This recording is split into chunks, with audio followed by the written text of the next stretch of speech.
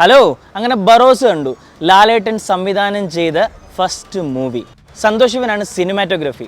വിഷ്വൽസിനെ കുറിച്ച് പറയുവാണെങ്കിൽ വേറെ ലെവൽ വിഷ്വൽസ്. ലാലേട്ടൻ ഈ പ്രായത്തിൽ ഇങ്ങനെ ഒരു എഫേർട്ട് എടുത്ത് ഒരു 3D പടം എടുക്കുന്നത് it's not a small thing.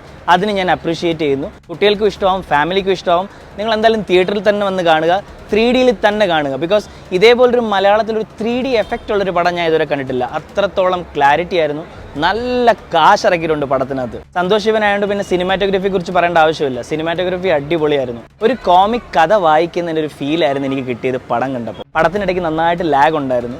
അടുത്തിരുന്ന ആൾക്കാരൊക്കെ ഉറങ്ങും. പടത്തിന്റെ മെയിൻ ക്യാരക്ടേഴ്സ് ബാറോസും ഇസബലാണ്. അവരിൽ ചുറ്റിപ്പറ്റിയാണ് ഫുള്ള് കഥ. പണ്ട് വാസ്കോ ഡ ഗാമ ബറോസിനെ നിധി കാക്കാൻ വേണ്ടിയിട്ട് ഭൂതത്താനായിട്ട് വെച്ചേക്കുന്നതാണ്. അതാണ് ഒരു സ്റ്റോറി. ഓവറോൾ ഈ പടം വൺ ടൈം വാച്ച് ആണ്. നിങ്ങൾ എല്ലാവരും ഫാമിലി ആയിട്ട് ഇരുന്ന് കാണാം. കുട്ടികൾക്ക് പ്രത്യേകിച്ച് ഇഷ്ടപ്പെടും.